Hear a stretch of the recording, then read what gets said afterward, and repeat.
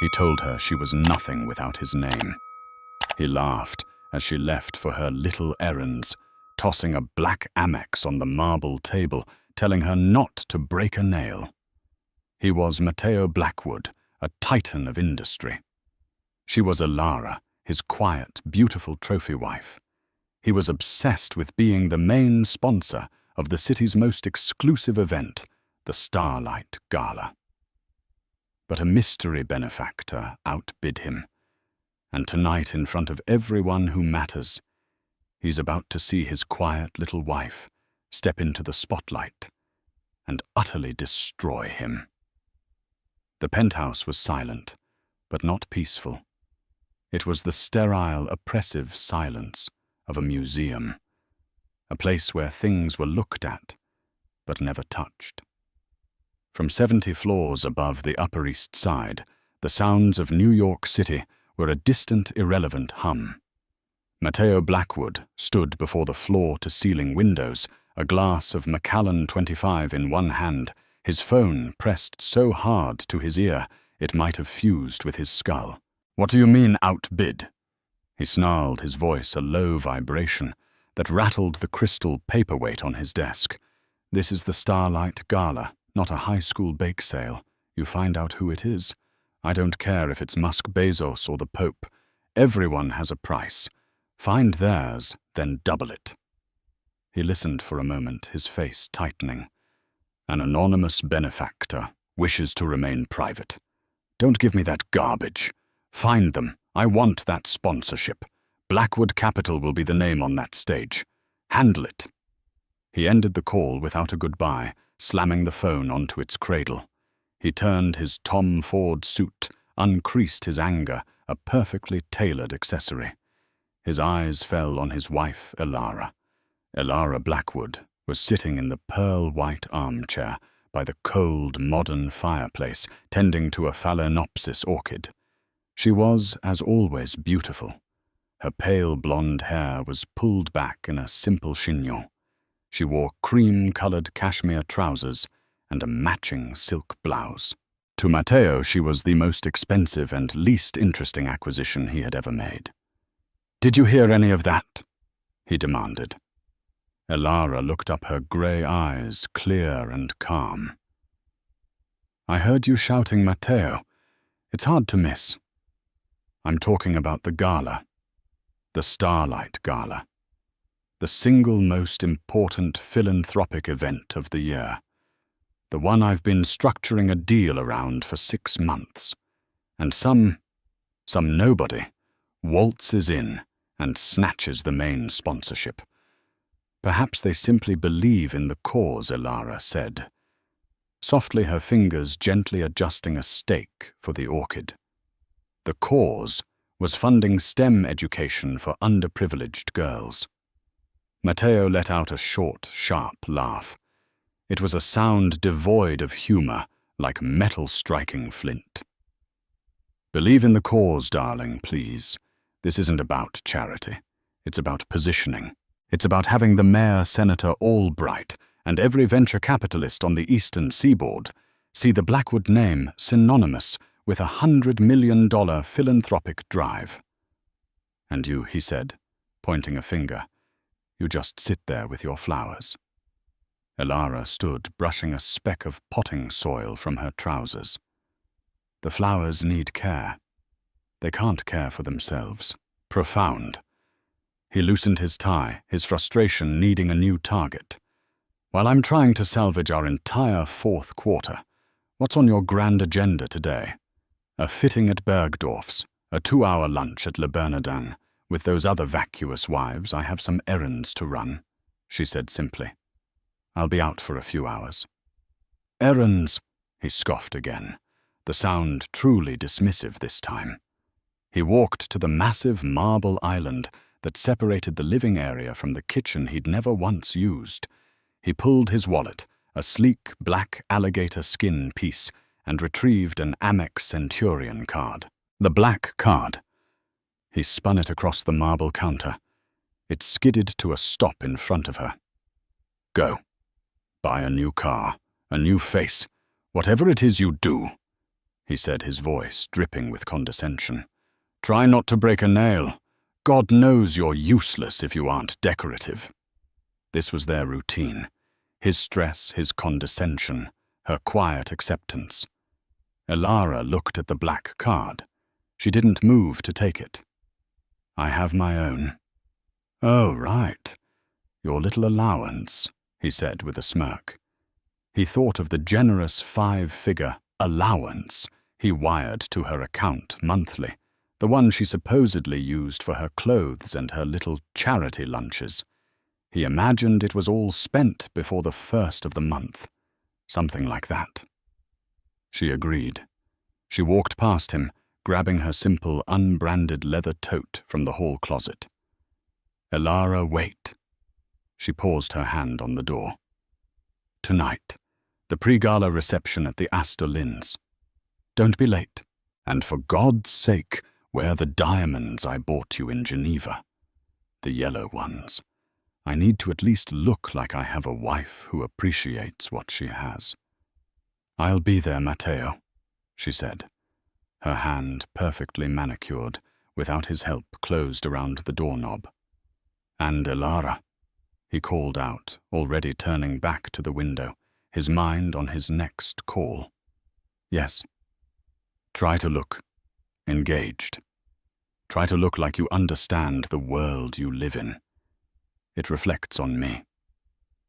The door closed with a soft, expensive click. Matteo Blackwood sighed, picked up his Macallan, and looked out over his city. He was the king, and she was just a pawn. He didn't even register the flash of icy-cold resolve in her eyes before she'd turned away. He didn't see it, because he had never, not once in their 5 years of marriage, truly looked at her. He saw a reflection. He saw a dependent. He saw, as he'd told his rival Marcus Thorne over golf, a beautiful, simple, well-bred girl from a good family that had lost its money. The perfect wife. No opinions, no ambition, just looks and breeding. He laughed at her. He laughed at her errands. He had no idea that Elara Blackwood had just walked out of her gilded cage and was now heading into her empire. Elara did not hail the doorman for the house Bentley. She walked 2 blocks east toward Lexington Avenue, melting into the mid-morning foot traffic of assistants grabbing coffee and tourists looking lost. She hailed a yellow cab, an anonymous, unremarkable act. "Where to?" Lady the driver asked, not even looking back. "Corner of Spring and Varick." "Soho," she replied. The penthouse on the Upper East Side was her prison. The city was her freedom. As the cab lurched into the flow of traffic, Elara's entire demeanor shifted. The soft, placid mask of Mrs. Blackwood dissolved. Her posture straightened. She pulled a slim, encrypted Stark Industries model smartphone from her tote, one Matteo had never seen, and began to type. Her fingers flew across the screen. "Julian. Traffic? ETA 10 minutes. Push the 10:00 a.m. with the Tokyo Consortium to 10:15. I want the final Q3 reports on my desk before I walk in, and I want a triple shot cappuccino. Black. Waiting for you. Ms. Vance."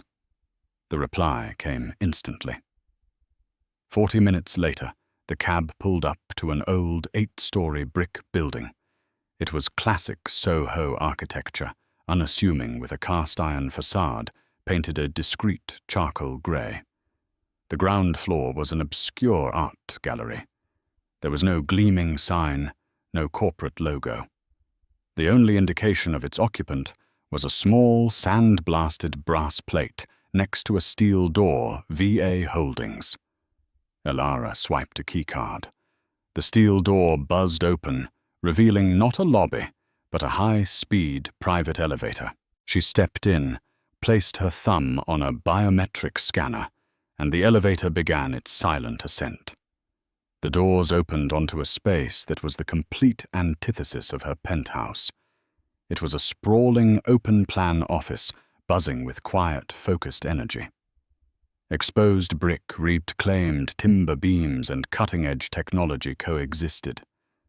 Dozens of analysts and developers sat at vast, curved monitors, their faces illuminated by streams of code and market data. This was the headquarters of Vance Ethel. Good morning, Miss Vance. Morning, Sarah. Morning, Ben.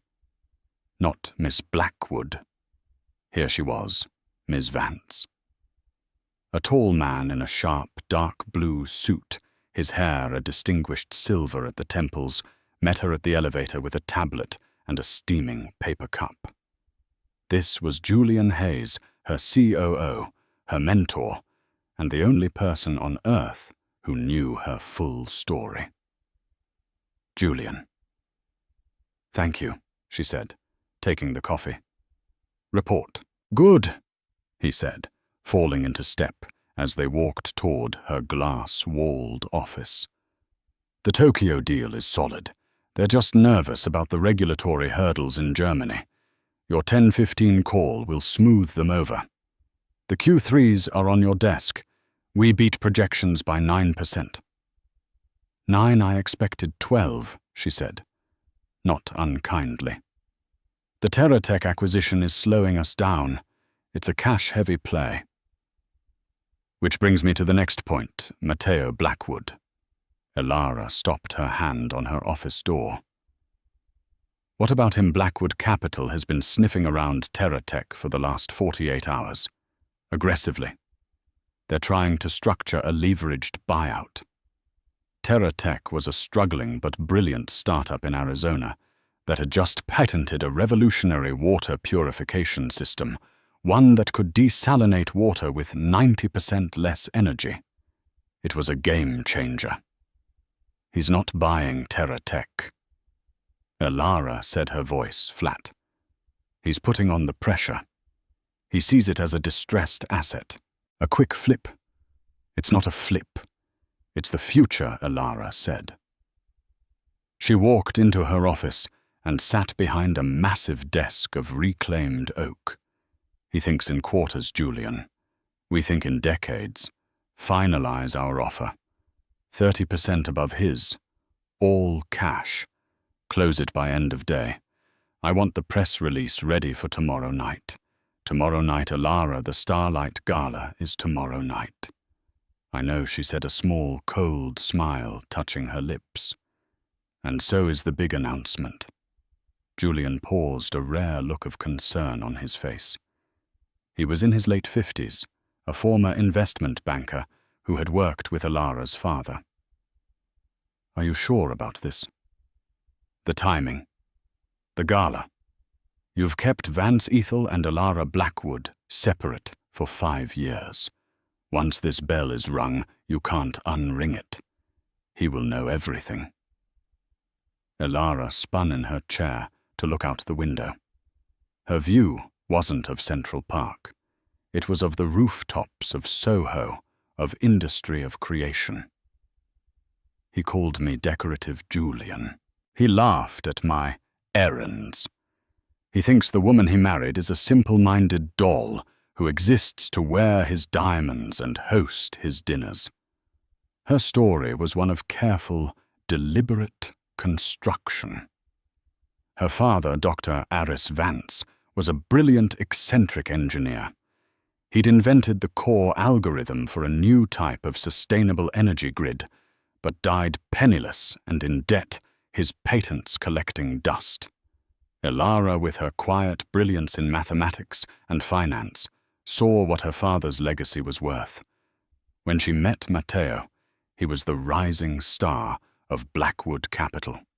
He was charmed by her beauty and her good old money maiden name, not knowing the money was long gone. He saw her as a project, a beautiful painting to hang in his penthouse. When she'd once tried to show him her father's patents, he'd patted her on the head. Leave the business to me, darling. It's too complicated for you. That was the day Vance Ethel was born. She'd used the last of her father's seed money, found private funding from investors in Zurich and Singapore, who didn't know Matteo Blackwood, and built her company in secret. Vance Ethel, Ethel meaning noble in Old English, a noble legacy. In 5 years, she had turned those patents into a green tech and sustainable investment fund worth billions. She was the anonymous benefactor, the silent partner, in dozens of tech unicorns. She operated through Julian, through shell corporations, and through a simple, unshakable secrecy. Her life with Matteo was a performance. Her work was her reality.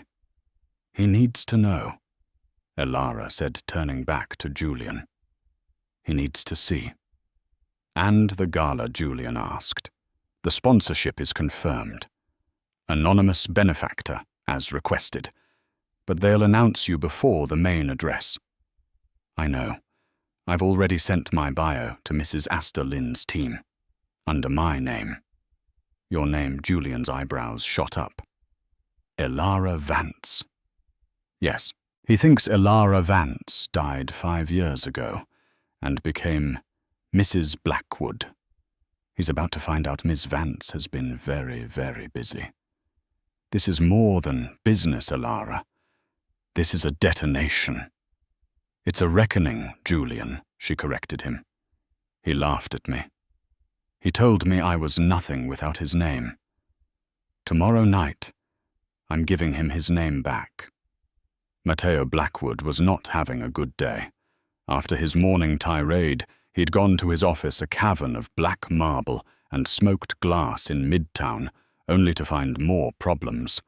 His bid for the Starlight Gala sponsorship hadn't just been outbid, it had been eclipsed. They didn't just beat our offer, sir, his nervous VP of marketing said, wiping a sheen of sweat from his forehead. Our offer was 20 million. The confirmed sponsorship is for 50 million. Matteo's blood ran cold. 50. In one check wired in full this morning, from a private holding company. Swiss. Untraceable for now. Mrs. Astor Lynn said she's never seen anything like it. They're naming the entire new STEM wing after, well, they don't know who yet. The benefactor is being revealed at the gala. 50 million. That wasn't just a donation. It was a statement. It was a power play that dwarfed his own. Blackwood Capital could have afforded it, but it would have been a strain. The company was over-leveraged. Matteo had made a series of aggressive, risky bets on commercial real estate, and the market was turning. He needed the positive pull from the gala to calm his investors. Now he wouldn't just be absent from the stage. He'd be the guy who got publicly humiliated. He spent the rest of the day in a controlled fury. He yelled at his traders. He demanded impossible deadlines. And he kept thinking about TerraTech. If he could just acquire that water purification patent, he could spin it off, create a green subsidiary, and change the narrative. "Get me Robert Hines at TerraTech," he barked at his assistant. A minute later, she buzzed back. "So Mr. Hines is unavailable. His assistant says they are in a priority meeting." "With who?" Matteo growled. She wouldn't say, sir. Just that they were finalizing an acquisition and wouldn't be available for the rest of the week. Matteo slammed his fist on the desk. First the gala, now this. He felt a rare, unwelcome prickle of panic. It felt like sand slipping through his fingers. That evening, he arrived at the pre-gala reception at the Astor Lynn estate in a foul mood. Elara was already there as promised. She was standing by a towering floral arrangement, speaking quietly with Senator Albright. She was wearing the yellow diamonds. They were, he noted with detached approval, spectacular. She looked the part. "Elara," he said, striding up and placing a possessive hand on the small of her back. "Senator, good to see you." "Matteo," the senator smiled. "I was just congratulating your wife. Her passion for the Starlight Foundation's work is truly inspiring." Matteo laughed. "Oh, Elara. She loves her charities, keeps her busy." Elara's smile didn't waver, but her eyes when she met Matteo's were like chips of ice. "Matteo, you remember Mrs. Astor Lynn?" The older woman, the queen bee of New York philanthropy, drifted over. "Matteo, darling, we were so sorry to hear your bid didn't work out. But we're just thrilled with our new sponsor. Absolutely thrilled." "Yes, 50 million. Quite a statement," Matteo said, forcing a smile. "Any word on who it is? I'm dying to congratulate them." "Oh, it's a her," Mrs. Astor Lynn whispered, leaning in conspiratorially. "That's all I can tell you. A her. And she is, well, she's a force of nature. Utterly brilliant, and so private. This is her first major public appearance. We're seating you at her table tomorrow night, right next to her. You'll be the first to meet her." A her. Matteo's mind instantly cycled through the short list of female titans. Serafina Rodriguez of Apollo Global, Maria Smith of Smith Industries. He relaxed. This was good. He could network. He could turn this to his advantage. It was probably Serafina. He'd heard she was making a move into green tech. He glanced at Elara. She was listening politely, a picture of domestic grace. She hadn't bought a new face, but she'd clearly spent his allowance well. He felt a swell of pride, not in her, but in his ability to own her. He leaned down and whispered in her ear, "See, this is how it's done. Even when we lose, we get a seat at the head table. You just stand there, smile, and let me do the talking tomorrow night. Maybe I can spin this disaster into a partnership with this new mystery woman." Elara looked up at him. Her expression was placid, but there was a depth to her gaze he'd never seen before. "I'm sure you'll be fascinating, Matteo," she said. Later that night, back at the penthouse, the facade cracked. Matteo agitated by the gossip, and the pressure poured another Macallan. Elara was in the library reading. He hated when she read. It felt accusatory. "You were quiet tonight," he said, standing in the doorway. "I was listening," she replied, not looking up from her book. "Listening to what the senator—" "He was just being polite, Elara. He doesn't actually care about your opinion on whatever it is you talk about. Flowers, table settings." She carefully placed a bookmark and closed the book. The title on the spine read, "Principles of Advanced Water Desalination." He didn't notice. "You really don't see me at all, do you?" she asked. It wasn't an accusation. It was a simple clinical observation. "I see a wife who has everything," he snapped. "A penthouse overlooking the park, a black card with no limit, a name that opens every door in this city. And I get nothing in return. Just a warm body in a pretty dress." "Nothing," she repeated, her voice dangerously quiet. "I run your household. I manage your social calendar. I host your investors. I sit through dinners with men whose hands linger too long on my back, all to help you close your deals. I have smiled until my face ached. And I have never, not once, embarrassed you. You don't call that something. I call that the job," he spat. "The job you signed up for when you married me. You came from nothing, Elara. Your family name was Mud. Your father was a bankrupt dreamer who died with holes in his shoes. I gave you my name. I gave you this." He swept his arm around the opulent room. Elara stood up. She was trembling, but not with fear. It was a tightly coiled, white-hot rage that he mistook for weakness. "You're right, Matteo," she said, her voice shaking slightly. "You gave me this. You gave me this cage. You gave me this name." She walked past him. He grabbed her arm. "Where are you going? I'm not finished." She looked down at his hand on her arm, then back up to his face. Her expression was one he would later replay in his nightmares. It was pure, unadulterated pity. "Yes, you are, Matteo," she said, pulling her arm from his grasp. "You just don't know it yet. Remember you said that. Remember you said I was nothing but a name. Remember you said I came from nothing." She went into their bedroom and closed the door. He heard the lock click. He stood there baffled and furious. The arrogance of the woman. He'd have to remind her forcefully of her place, but first he had to prepare. He spent the rest of the night researching Serafina Rodriguez. He had to be ready to pitch a partnership. He had to salvage his company. He fell asleep in his study at 4:00 a.m., surrounded by financial reports, convinced he was preparing for the battle of his life.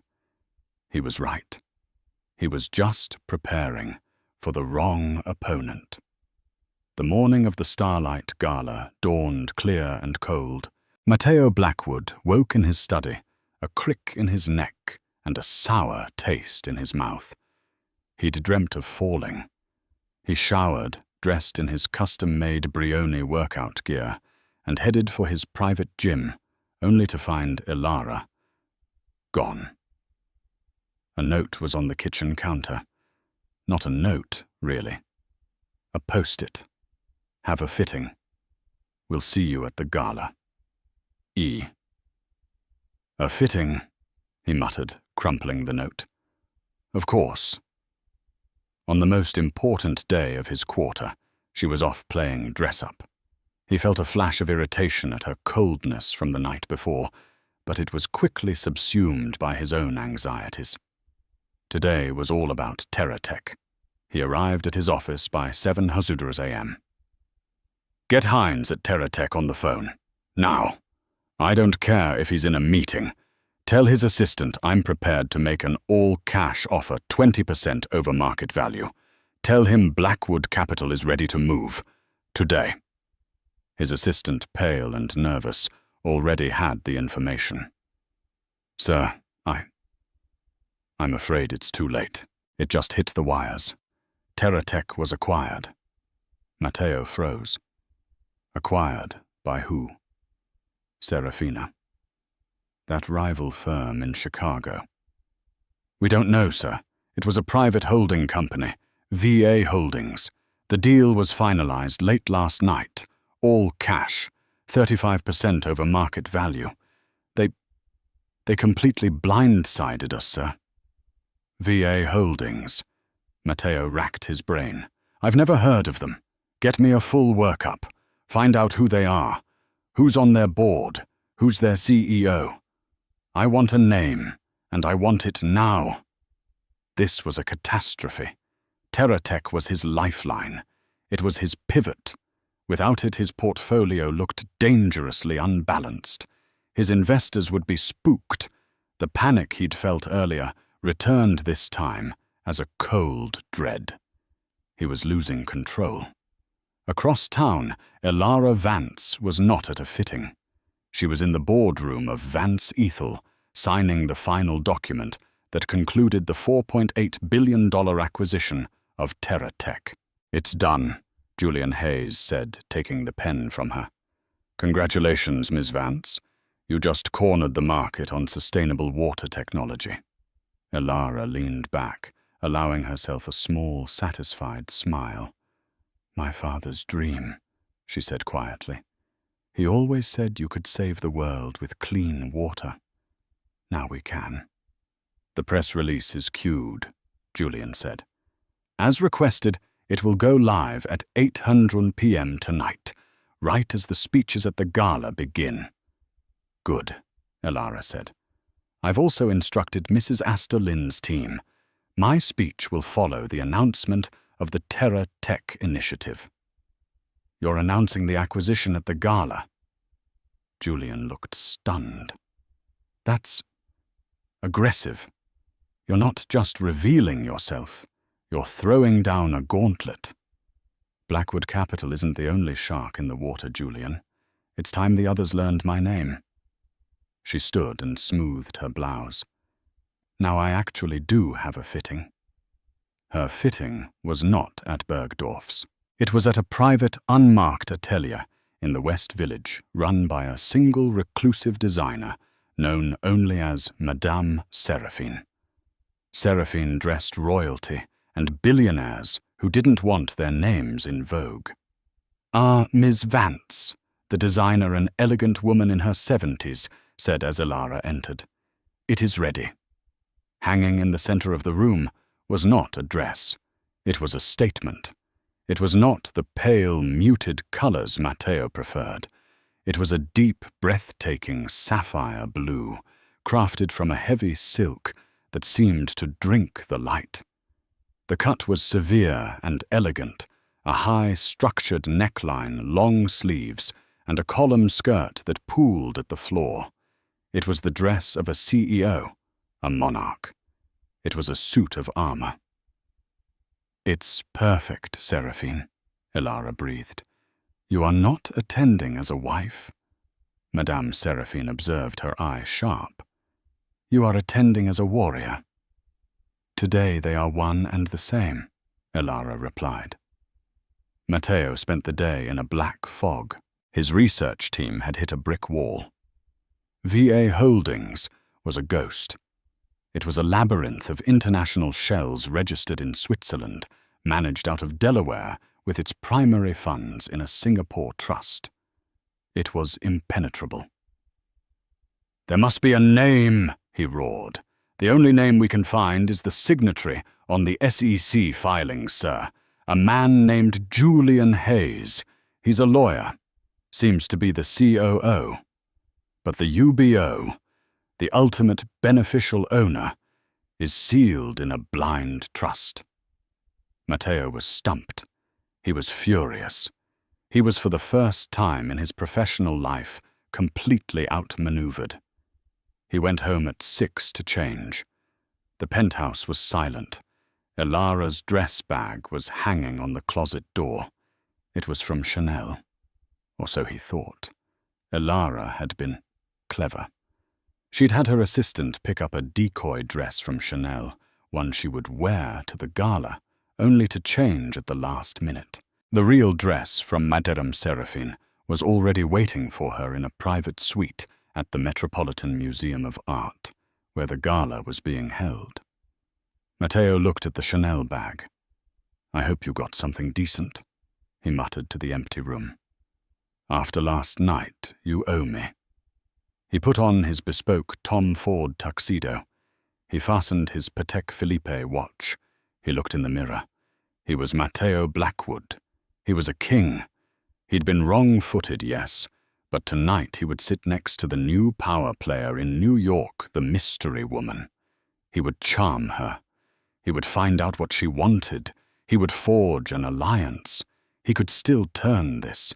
He was so focused on the new unknown woman, he never once thought about the woman he already knew. Approx 1,300 words.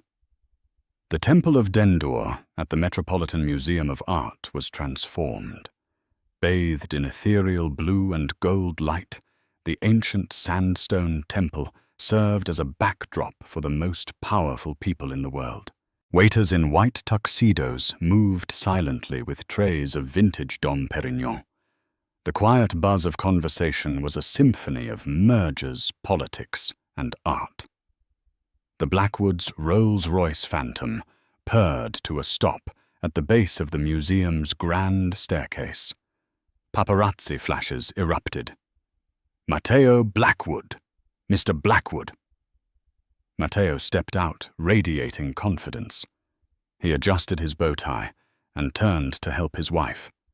Elara emerged, and he gave her a quick, appraising glance.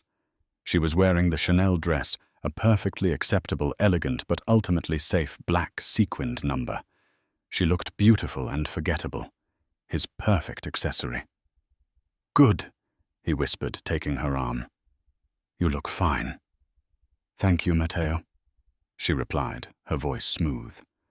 They ascended the steps, Matteo nodding to his peers, Elara smiling demurely.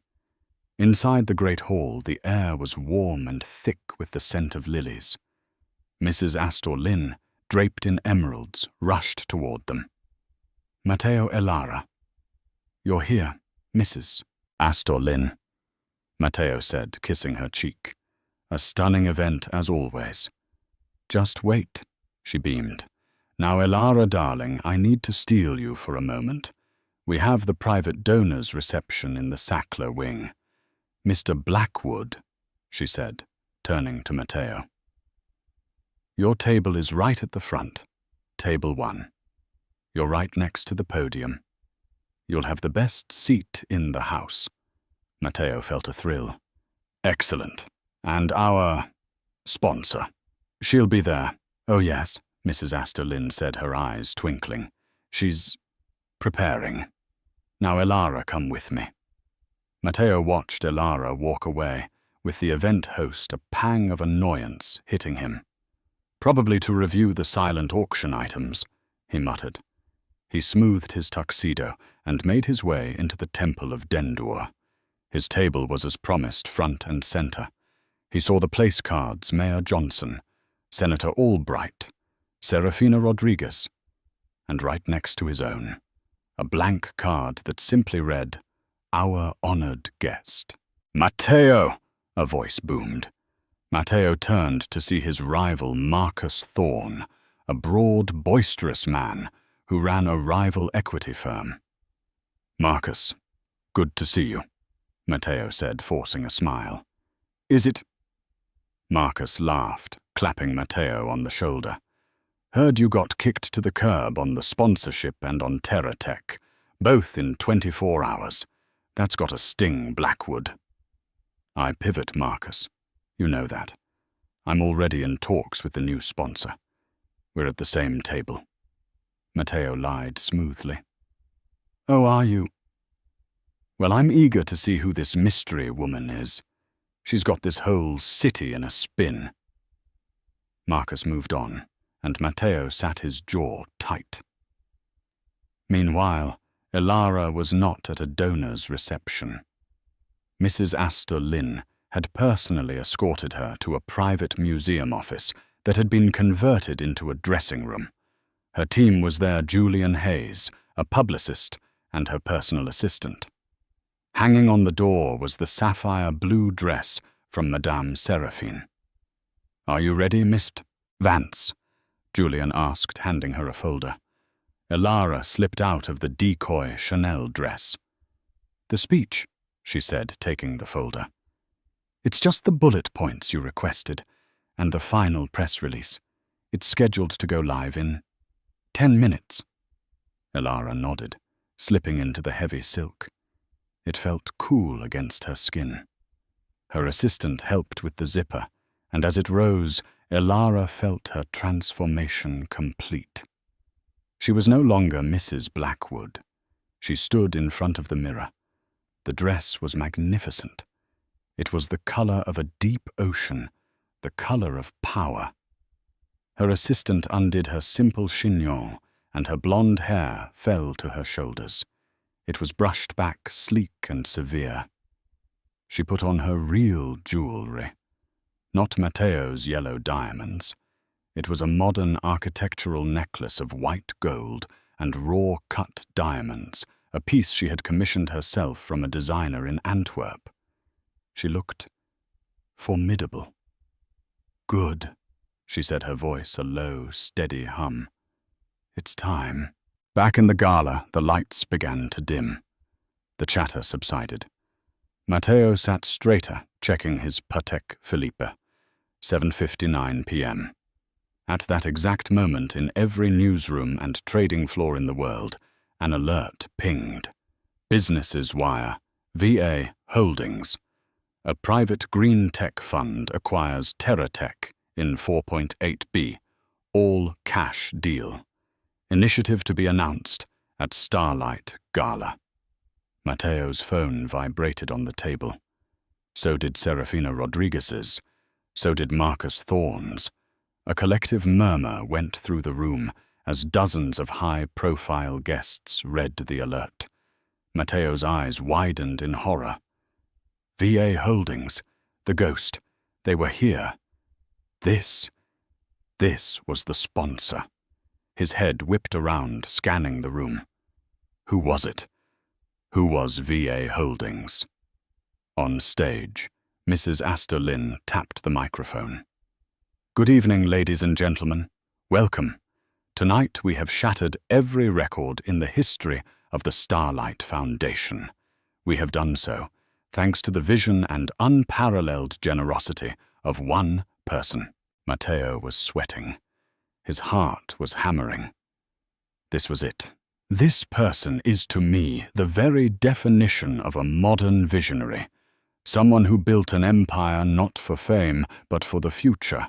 You all just received the business alert. You know what she did. Now you get to see who she is. Mateo leaned forward, his eyes fixed on the stage. She is the founder and CEO of Vance Ethel, the parent company of VA Holdings. She is the mind that just secured the future of clean water. It is my profound personal honor to introduce our main sponsor, our benefactor, and my dear friend, Ms. Elara Vance. The name hung in the air, suspended in the stunned, cavernous silence of the Temple of Denda. Elara Vance. Mateo Blackwood's brain refused to process the syllables. It was a glitch, a misprint, a terrible echoing mistake. Vance. That was her maiden name. A name that meant nothing. A name synonymous with dusty libraries and forgotten patents. He turned to his left, where the honored guest chair sat empty. He turned to his right, to Serafina Rodriguez, who was staring at him with a look of utter electrifying confusion. What did she say? Mateo whispered, his mouth dry. She said, Elara Vance. Serafina whispered back, her eyes darting to the stage. A single brilliant white spotlight cut through the darkness, illuminating the stage-left entrance. And there she was. It was not the woman who had left his penthouse that morning.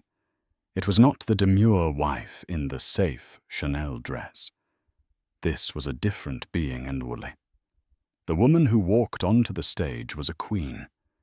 The sapphire dress seemed to have been spun from the night sky itself, clinging to her form, with an authority that stunned the room. The raw diamond necklace at her throat caught the light and shattered it into 1,000 tiny daggers. Her hair was pulled back, emphasizing the severe, intelligent beauty of her face. Her walk was not a drift, it was a stride. Confident, measured, and utterly terrifying. She was Elara. But she was not his Elara. A disbelieving murmur rippled through the crowd. That's Elara Blackwood. Vance Ethel. I've heard of them. They're monsters in the green tech space. They're bigger than... That's his wife. Mateo felt the blood drain from his face. The room tilted. Every eye in that 200-person hall, the senators, the mayors, the billionaires, his rivals, was on him. He could feel their gazes like physical blows. He was the center of attention, but as the object of a joke he had never been told. Marcus Thorne, 2 tables over, was staring, his jaw literally open, a piece of bread halfway to his mouth. On stage, Elara reached the podium.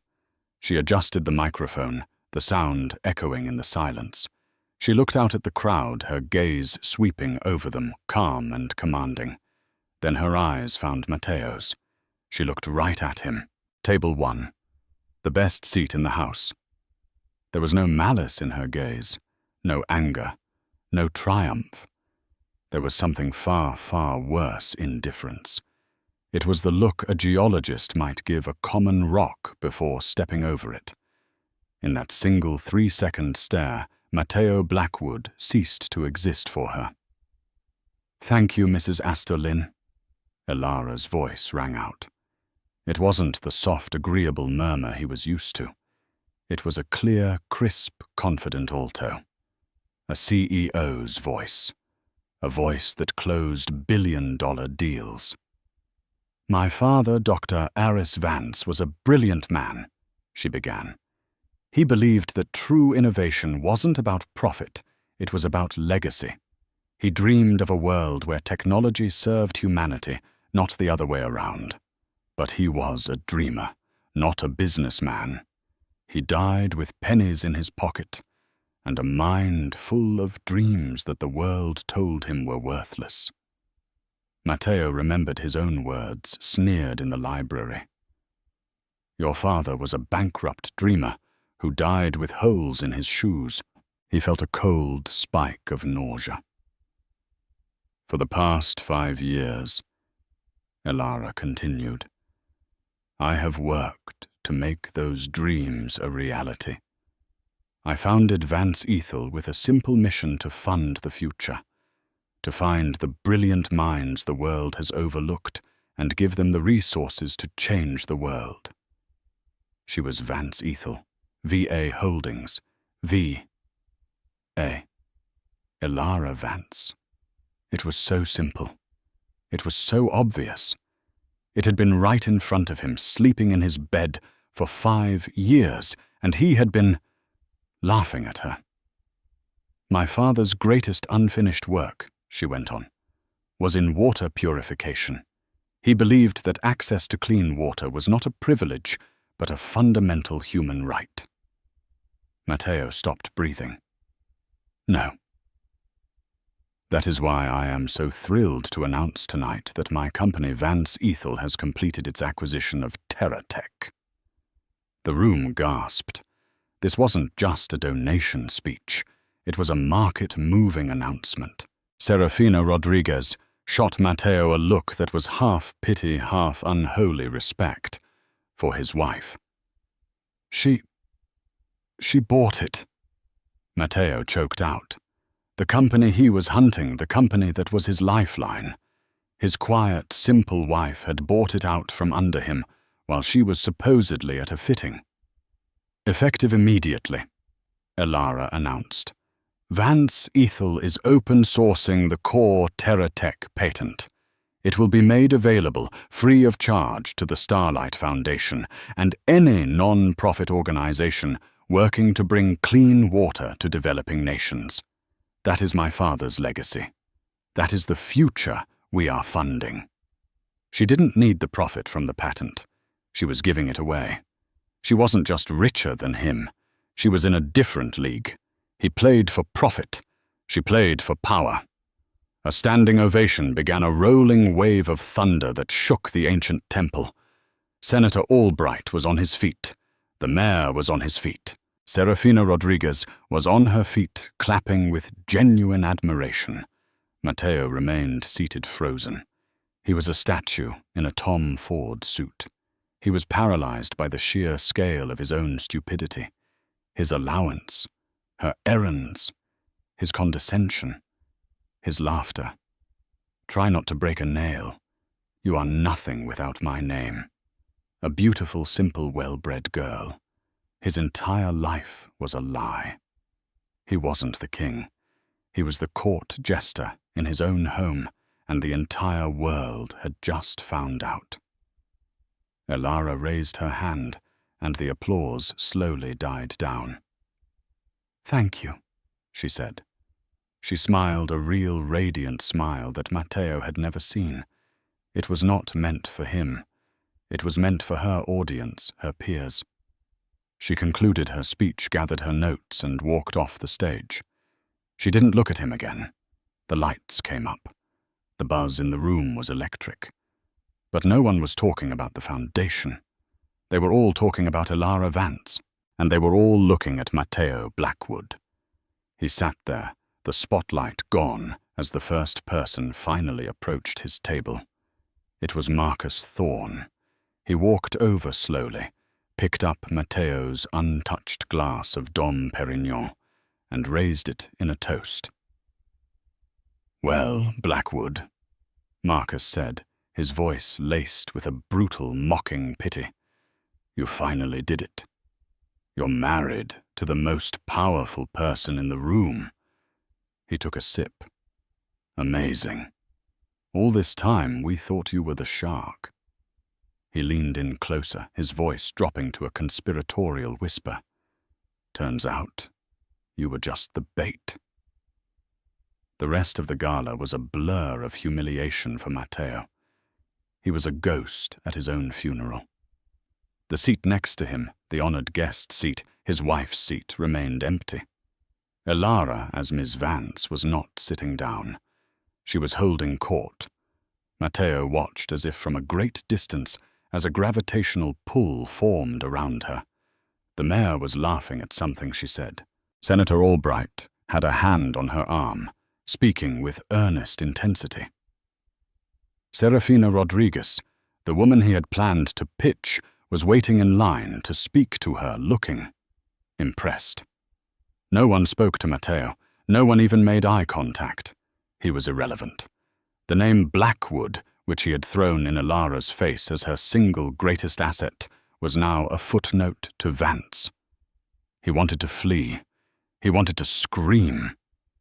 But he was trapped, pinned to his chair by the weight of 1,000 judgments. He stayed until the bitter end, drinking glass after glass of champagne, the bubbles tasting like ash. The ride home was in the Rolls-Royce Phantom. The silence in the car was louder than any argument they had ever had. Elara Ms. Vance sat across from him. She wasn't looking out the window. She was on her encrypted Stark phone, her thumb scrolling through what he now knew were not social media feeds, but market reports. "Congratulations," he finally said. The word came out like broken glass. She didn't look up. For what? The performance, the speech, Vance Ethel. It was quite a show. She finally locked her phone and placed it in her bag. She looked at him, and her eyes were empty. "It wasn't a show, Matteo. It was my work. 5 years, Elara. 5 years of this lying to my face every single day. I never lied to you," she said, her voice perfectly level. "You simply never asked. You told me who I was. You told me I was simple. You told me I was decorative. You told me my errands were buying shoes. You saw what you wanted to see, a mirror for your own ego. My money. You used my money to build this," he accused, his voice rising in desperation. Elara actually laughed. It was not her soft, polite titter. It was a sharp, cold, genuine sound of amusement. It was the laugh of a predator. "Your money," she said. "Matteo, I haven't touched your bank account or that ridiculous allowance since our first anniversary. I've been paying my own share of this penthouse, this car, these trips for 4 years. By routing the funds through a shell company that you thought was a tax write-off. Your accountants never even noticed." She leaned forward. "My errands were board meetings in Zurich. My charity luncheons were final negotiations with my investors in Singapore. My fitting today. It was signing the final acquisition papers for TerraTech, the company you were trying to buy." The elevator to the penthouse chimed. The doors opened. He was home, but it was no longer his. He stalked into the living room, grabbing the decanter of Macallan. He needed a drink. He needed to think. "So what now?" he demanded, pouring a glass. "You move your office in here. You expect me to just, what, be Mr. Vance?" "No," she said. She wasn't following him. She had stopped by the hall closet. She pulled out a sleek, dark suitcase. It was already packed. Matteo froze. What is that? Where are you going? I'm not going anywhere, Elara said, setting the suitcase by the door. I'm staying in my apartment, the one I own in Soho near my actual office. You are the one with a problem. A problem You told me I was nothing without your name, she said, walking toward him, her voice a clinical, precise blade.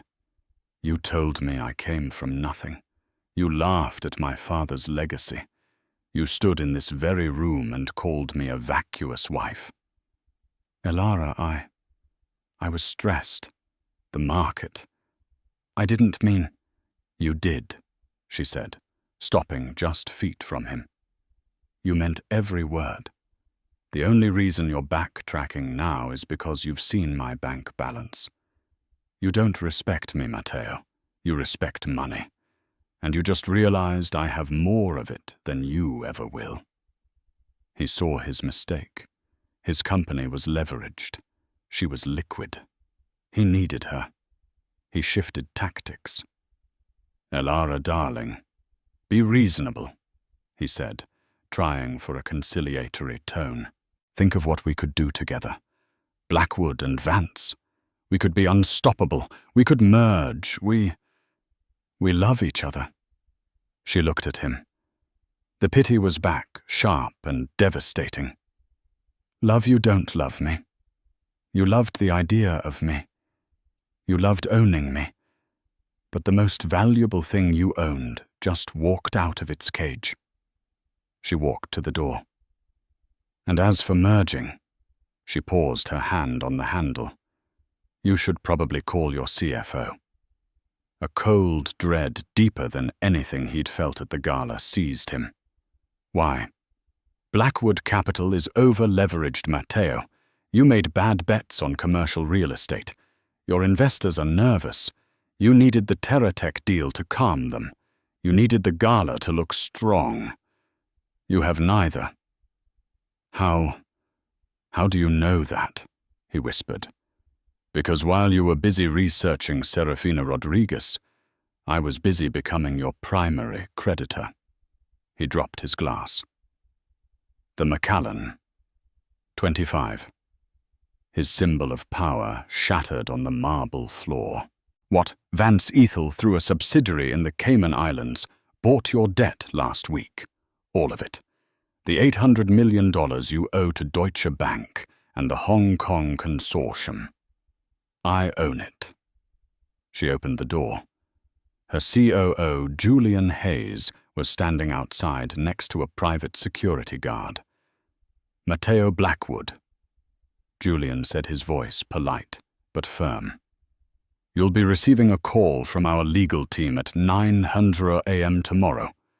We'll be discussing the new terms of your loans. I'd advise you to be cooperative. Matteo was speechless. He was ruined. He wasn't just married to a powerful woman. He wasn't just out-negotiated by her. He worked for her. Elara looked back at him, a final appraising glance at the man who had laughed at her. He was small, pathetic, drowning in a penthouse he could no longer afford. The problem, Matteo, she said, her voice soft, is that you always assumed you were the most important person in the room. You never stopped to wonder if you were. She turned and walked out. The door clicked shut, the sound of a vault ceiling. Matteo Blackwood was left alone in the silent penthouse, his empire in ashes destroyed by the one person he never even saw. And just like that, the gilded Saturn was empty and the king was left with nothing but his own echo. Elara Vance didn't just build her own table. She bought the entire building. This story is a powerful reminder that you should never, ever underestimate the person sitting quietly next to you. The ones who move in silence are often the ones making the most powerful moves.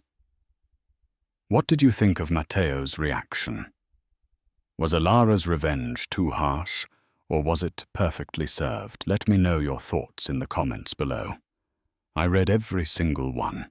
If you loved this story and want more tales of dramatic twists and just desserts, please give this video a like, share it with someone who needs to hear it, and most importantly, hit that subscribe button and ring the bell so you never miss an update. Thank you for listening.